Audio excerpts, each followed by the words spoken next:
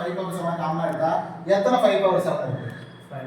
5. 5 1 plus 1 plus 1 plus 1 plus 1 கரெக்ட்டா தப்பா?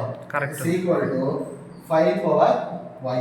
நமக்கு கேள்வி என்னன்னா y ஐ கண்டுபிடிக்கிறது தான் கேள்வி. சரியா? இப்போ இந்த மாதிரி ஆயிடுச்சா? ரைட். ஓகே. இப்போ இத கூட்டுங்க. 5 ஆ? அப்போ கணக்குப்படி என்ன வருது? 5 power 7 into 5 power 1 தானே. இப்போ 10 அப்படினா அதோட அர்த்தம் என்னன்னா 10 power 1. அதானே? இன்னொரு அர்த்தம் என்னன்னா 10 by 1.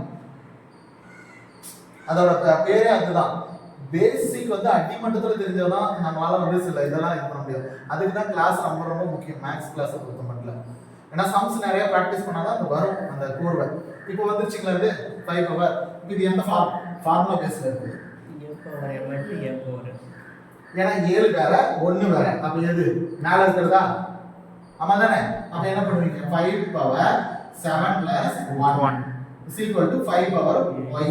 அப்ப அடுத்தது 5 power 8 is equal to 5 power y. அப்ப y உடைய மதிப்பு என்ன?